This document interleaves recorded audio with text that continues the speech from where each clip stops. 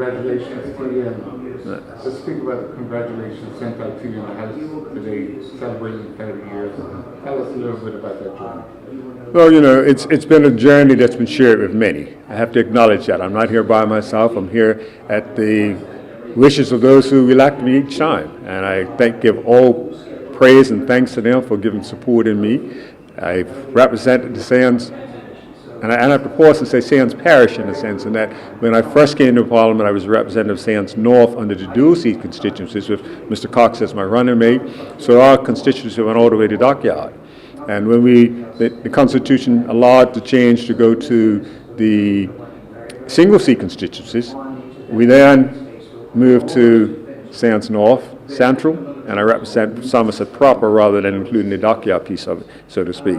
So I give credit to the whole of Somerset as being part of the constituency that I've represented over the years, and I value the service that they've allowed me to give to them. Seems like the 30 years have gone quickly almost.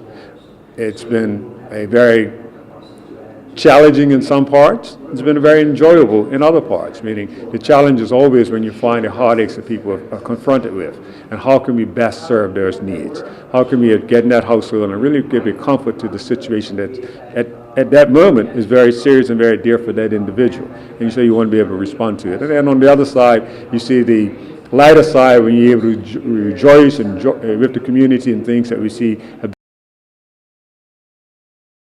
those individual families sometimes that you've worked with. So, you balance both off, and you know that it's all part of the service that you give.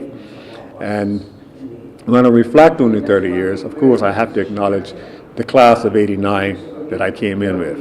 And I have to pause and think of my dear friends, Nelson Bascom, Julian Hall, David Allen, and of course, Dame Jennifer. We're all part of that class. And it just saddens that some of our members who came in are no longer with us, and it always brings that moment of pause to just think about the contribution that they gave to this country, and we valued what they did during their time in here, and just acknowledge that they too were part of making us successful as we were during their time. And we think of their families at this time and just acknowledge the contribution of their loved ones. But it's been an interesting time for me to serve in Parliament. I've seen many developments over the years. I've seen the best and the worst, so to speak. The best and the worst of how we conduct ourselves here, the best and worst of things that are going on in the country during that period. But I'm glad that we as a country have still been able to still go to and still respect each other and how we conduct business here in the House. Can you speak to the quality of people that step up to serve this country throughout the year? Well, that's an interesting question. My conversation that I always give with people when they talk about an interest in politics, I always say, come in with one thing. One thing is an understanding that's about service. First and foremost, it's about service. We all, and I put myself out there as a public servant. That's all I am. I'm a public servant. I may serve in a different level than others. We serve as members of Parliament here, but it's about public service. And we come with that mindset, understanding that service requires us to recognize the people who put us here, recognize that we have a commitment to them, we have a commitment to the country. And if we put those things first in how we conduct ourselves and conduct the business that goes on in here, we will always come out with the right foot, so to speak, and that we've got the interest of the public at heart, first and foremost. Reflect a bit about starting out as an MP, getting up to the Speaker of the House position, to a time where you're actually sitting as Speaker with a son in that. Well, that's a journey there. I can remember the early days of coming here, and like particularly as a young MP, because I tell everybody I was actually younger than my son when I came to Parliament. But as a young MP coming in, you came with all sorts of uncertainties of what you were stepping into. You had the butterflies in your stomach when you were first getting up to speak, and always uneasy about whether I delivered correctly or did I get the mark and the pint out that I wanted out. And that just comes a time of getting comfortable on your feet and being able to feel at ease as time goes on. And then you have the issue of becoming more seasoned, more comfortable in what you do. And your role then has to be to make sure those coming behind you understand that they've got a process to come to too, and you want to help them through their process, to help them develop into what their full potential of a minister or a member of parliament can be, particularly how they conduct themselves, not only here in this chamber, but outside in the service and the communities that they service. Because it is this part that takes place in this house is really a small portion to what the service is. Serving that community is 24/7, and you have to make yourself available for that period. So that's part of what you share with the younger members coming along about how to conduct themselves in that way. And then you asked about where I am now as Speaker. As many around me would say, and I think quite a few in the community do, I reluctantly took this job as Speaker. It wasn't on my bucket list, so to speak, of what I saw myself doing in my years in Parliament. But at the end of the day, I was convinced to take the job, not by the other politicians who were riding me over it, so to speak, but by the constituents themselves who said, Lister, you know, you are the senior person, and they needed to see some seniority in the House, and you bring the seniority. Let's make sure that you put that out there to help groom the young people and how they conduct themselves, to the young members, how they conduct themselves in the House, and set that standard for them to, know where we want to be and the balance we wanted to accomplish and how we conduct and debates in this House.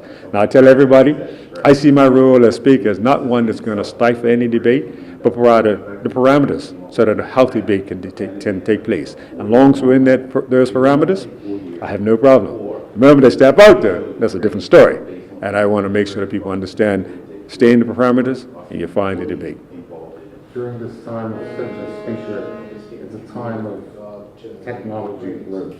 How's that affecting Parliament and how it runs? Well, going back in age now, see? When I first came up here, we weren't even broadcast. If you wanted to listen to Parliament, you had to physically come here and sit in the chambers. And as time went on, the ability to broadcast it over the airways is now just a common thing. So you turn on the radio whenever we're in session and you hear from start to finish. The next conversation that we hear all the time is, well, when is it going to be on TV? When can we watch the debates? And I can't give a time frame to that, but it's a conversation that takes place every now and then. Is it the right time? Do we have the ability to go ahead and open up and take it to that level? One day I expect you'll see it. And it's just part of how Parliament's evolved. With technology, as you say, moving forward, the smartphones and the tablets and all those things have helped to make our business of how we conduct ourselves a little easier. Before, it was always coming in and having to do research on stepping out to the library or find some hard copy somewhere to try and study or a viewpoint that you wanted to put forward. But now you can, dial it up on your smartphone and your tablet, and you have it instantly in front of you to help in that research that you do. So it's all an embracing of the growth in technology and all that helps to make us function better up here as well. I understand there's some serious renovations in today. Can you give us an overview on renovations plans for the building? Well, this building is an old building. It's a building that hasn't had the type of attention that it should in recent times, and the decision has finally been made that we will go ahead and give the building the type of attention that's required.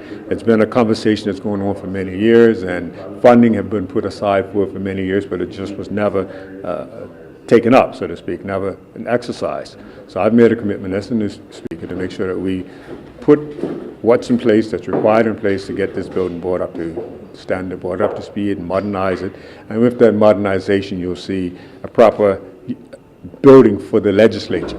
We'll have the home for the Senate, we'll have the home for the Chamber, for Parliament, and we'll also have home for all the support infrastructure that's required to run a modern legislature. How will we see Parliament and Senate sitting during that time frame? Well, it won't affect us because they're being in their own home, so to speak. The Senate will be in the lower chamber, and the Parliament will be in the upper chamber. And that will affect port number one? Well, as I indicated to you earlier, this building will be purely for the legislature, the entire building. Yes. What do we see for the Speaker going forward? Well, the Speaker's going to continue to serve. Is that the wishes of the people, and the people, as long as they continue to see that I have a significant role to play, live up to that role for them.